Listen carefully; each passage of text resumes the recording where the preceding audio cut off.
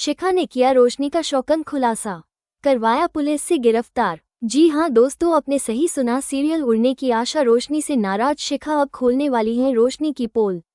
देशमुख परिवार के सामने एक और झूठ का पर्दाफाश होना अभी बाकी था, एक ऐसा झूठ जिसने रोशनी के किरदार की नींव रखी थी। रोशनी ने अपनी एक झूठी दुनिया बुनी थी। वो खुद को दुबई के एक अमीर घराने की बेटी बताती थी। उसकी बातों में उसके सुल्तान चाचा का, दुबई के आलीशान घर का और उसकी सौतेली माँ के रईसी भरे नखरों का जिक्र आम था।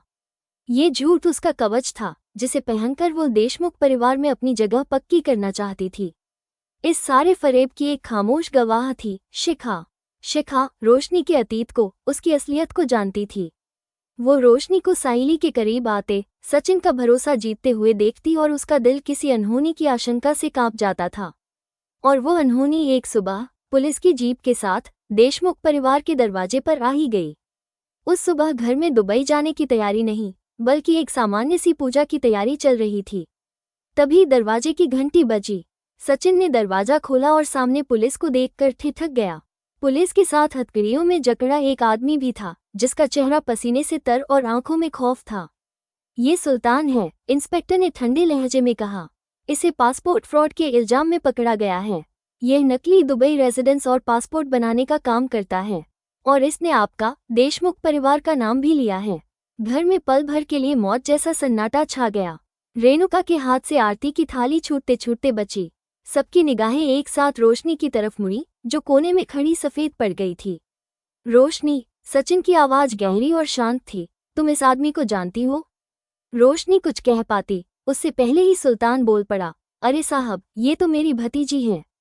इसी के कहने पर तो मैंने दुबई के नकली कागज। चुप रहो, रोशनी चीखी, लेकिन बहुत देर हो चुकी थी। कमरे में जैसे हवा जम गई। रेणुका, परेश, साइली सब स्तब्ध थे। सचिन की आंखों में गुस्सा नहीं, बल्कि एक गहरी निराशा थी। उसने रोशनी से पूछा, तो दुबई का घर, तुम्हारे पिता, तुम्हारी सौतेली माँ, सब झूठ था? रोशनी के पास अब कोई कवच नहीं था। वो वहीं फर्श पर बैठ गई और बच्चों की तरह फूट फूट कर रो पड़ी। उसने कांपती हुई आवाज में सब कबूल कर लिया। हाँ, सब झूठ था। मेरा कोई सुल्तान चाचा नहीं है, दुबई में मेरा कोई घर नहीं है। मैं बस आप लोगों को इम्प्रेस करना चाहती थी। मैं नहीं चाहती थी कि आप लोग मुझे एक मामूली, गरीब लड़की समझें।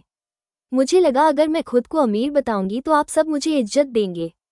उसने अपनी शर्मिंदगी, अपनी गरीबी और अपनी जलन की पूरी कहानी कह सुनाई। परिवार हैरान था। साइली ने आगे बढ़कर उसे संभाला। परेश ने गहरी सांस लेते हुए कहा, गलती छिपाने से बड़ी गलती है बेटी। सच में कड़वाहट होती है, पर झूठ में जहर होता है। परिवार ने, खासकर सचिन और साइली ने, एक बड़ा दिल दिखाते हुए उसे माफ करने का फैसला किया। उन्हें लगा कि रोशनी ने शर्मिंदगी में ये झूठ बोला था, वो दिल की बुरी नहीं है। उन्होंने पुलिस को भी यही कहकर लौटा दिया कि यह एक पारिवारिक गलतफहमी थी और सुल्तान से उनका कोई लेना देना नहीं। लेकिन वे गलत थे। रोशनी उनकी माफी को पचा नहीं पाई। उनकी यह महानता उसे अपने झूठ से भी ज्यादा चुभ रही थी। वो बेनकाब हो चुकी थी और अब उसके दिल में शर्मिंदगी की जगह नफरत ने ले ली थी। वो सचिन और साइली से नफरत करती थी, जिनके पास वो सब कुछ था जो उसके पास कभी नहीं हो सकता था, पैसा, इज्जत और एक दूसरे का साथ। और यहीं से असली बदले की कहानी शुरू हुई। दुबई का झूठ खुलने के कुछ ही दिनों बाद सचिन का फोन गायब हो गया। और फिर वो वीडियो लीक हुआ। सचिन और साइली, जो रोशनी के कबूलनामे के बाद उसे एक और मौका देने का सोच रहे थे, अब हिल गए थे। उन्हें एहसास हुआ कि रोशनी का झूठ बस एक गलती नहीं, बल्कि एक फितरत थी। उन्होंने चुपचाप अपनी जांच शुरू की। एक छोटा सा जाल बिछाया और रोशनी उसमें फंस गई। उन्हें वो तस्वीर मिल गई जिसने रोशनी के खिलाफ सारे शक पक्के कर दिए।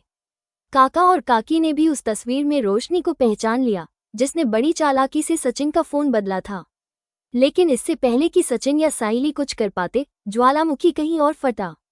रोशनी, जो अब हर किसी को शक की निगाह से देखती थी, ने शिखा से झगड़ा मोल ले लिया। उसने शिखा पर ही झूठे इल्जाम लगा दिए, शायद ये सोचकर कि शिखा उसके पुराने राजों की वजह से चुप रहेगी। लेकिन ये रोशनी की आखिरी गलती थी। शिखा का सब्र का बांध टूट गया। मैं तेरी मदद करती रही, शिखा गुस्से में कांप रही थी। तेरे हर झूठ पर पर्दा डालती रही, और तू मुझ पर ही इल्जाम लगा रही है। तू खुद कितनी गलतियां करती है। रोशनी आग बबूला होकर वहां से चली गई, लेकिन शिखा ने फैसला कर लिया था। उसने साफ कह दिया, अब मेरे घर से निकल जा, मुझे तेरे जैसे लोगों से कोई वास्ता नहीं रखना। शिखा सिर्फ यही नहीं रुकी, वो सीधे देशमुख परिवार के पास गई। उस शाम जब पूरा परिवार एक साथ बैठा था, शिखा ने वो खुलासा किया जिसने सबके पैरों तले जमीन खिसका दी। आप सब सोचते हैं कि रोशनी ने सिर्फ दुबई का झूठ बोला था। शिखा की आवाज में एक दर्द भरी सच्चाई थी। नहीं, वो इससे कहीं ज्यादा गिरी हुई है। सचिन, तुम्हारा फोन रोशनी ने ही चुराया था। सचिन और साहिली ने अपनी तस्वीर वाला सबूत सामने रख दिया। परिवार सन्न रह गया, लेकिन ये भी पूरा सच नहीं है। शिखा ने असली बम फोड़ा। इसने सिर्फ फोन नहीं चुराया, इसने तुम्हारे और दिलीप के वीडियो को लीक किया है। इसने तेजस के साथ मिलकर तुम्हारी इज्जत को नीलाम करने की साजिश रची। यह वो सच था जिसे कोई सुनना नहीं चाहता था। साहिली को लगा जैसे किसी ने उसका दिल मुट्ठी में भींच लिया हो। जिस रोशनी को वो अपनी दोस्त समझती थी, वो उनकी सबसे बड़ी दुश्मन निकली। इस बार कोई माफी नहीं थी। सचिन ने खुद पुलिस को फोन किया। जब पुलिस रोशनी को गिरफ्तार करने आई तो वो हत्थे से उखड़ गई। वो शिखा पर चीखी, शिखा, तूने मेरे साथ धोखा किया।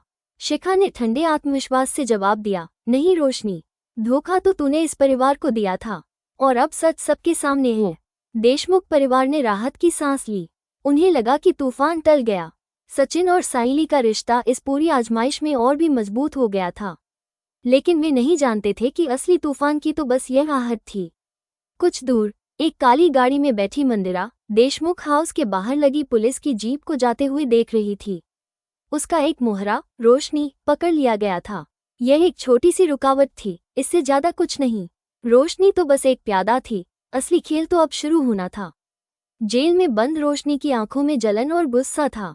जैसे ही पुलिस की गाड़ी जेल के अंदर रुकी, वो पीछे मुड़ी और धीमी आवाज में बुदबुदाई, शिखा, ये कहानी यहाँ खत्म नहीं हुई है, अब मेरी बारी है। उधर मंदिरा ने अपना फोन निकाला।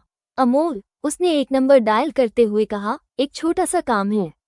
एक लड़की है, रोशनी, उसे जमानत पर बाहर निकालना है। हाँ, और इसके बाद अब असली खेल शुरू करने का वक्त आ गया है। कुछ ही दिनों में देशमुख परिवार को एक और झटका लगा। रोशनी जेल से बाहर थी। सचिन गुस्से में पुलिस स्टेशन पहुंचा, लेकिन उसे बताया गया कि ऊपर से ऑर्डर आया था, किसी बहुत बड़े वकील ने दखल दिया था। जेल के बाहर मंदिरा ने रोशनी का स्वागत किया। वेलकम बैक रोशनी, अब खेल पलटने का वक्त आ गया है। रोशनी की आंखों में बदले की आग थी। अब बदला लेना है, शिखा से और सचिन साइली से भी। मंदिरा ने उसे अपने भतीजे अद्वैत से मिलवाया, जो एक साइबर एक्सपर्ट था। मुझे इनकी कमजोरियों को इनका हथियार बनाना है, मंदिरा ने अद्वैत को समझाया। कुछ दिनों बाद जब शिखा और साहिली घर में शांति के लिए पूजा का आयोजन कर रही थी, ठीक उसी वक्त बिजली चली गई। उस चंद पल के अंधेरे में रोशनी घर में दाखिल हुई। उसने सचिन के लैपटॉप से कुछ डेटा कॉपी किया और अंधेरे में ही गायब हो गई। साहिली को लगा था कि घर में कोई था, लेकिन सबने इसे उसका वहम मान लिया। अगली सुबह अखबार की सुर्खियां देशमुख परिवार के लिए तबाही लेकर आईं। देशमुख ग्रुप पर आर्थिक घोटाले का आरोप। सचिन के होश उड़ गए। इससे पहले कि वो कुछ समझ पाता, टीवी पर मंदिरा का बयान चल रहा था, हमें अफसोस है कि एक सम्मानित परिवार ऐसे घोटाले में फंसा है। लेकिन सच तो सामने आना ही चाहिए। सचिन को एक पल में सब समझ आ गया।